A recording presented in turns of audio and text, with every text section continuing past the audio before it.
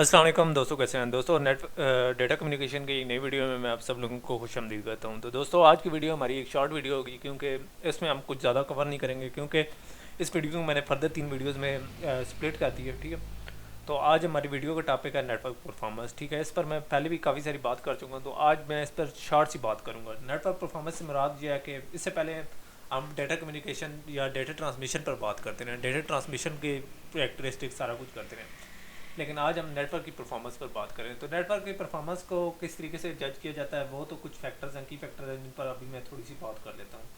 ठीक है, तो नेटवर्क परफॉर्मेंस से मुराद क्या है। नेटवर्क परफॉर्मेंस से मुराद है हमारा नेटवर्क कितना अच्छा है। ठीक है, हमारा नेटवर्क कितना रिलायबल है, हमारे नेटवर्क पर कितने अच्छे तरीके से डेटा कम्युनिकेट हो सकते हैं, और हमारा नेटवर्क कितना स्टेबल है। ठीक है, तो इसके इसको जज करने के या इसके बेंचमार्क के लिए 3 फैक्टर्स हैं। ठीक है, जो कि बैंडविड्थ, थ्रूपुट और तीसरी है लेटेंसी।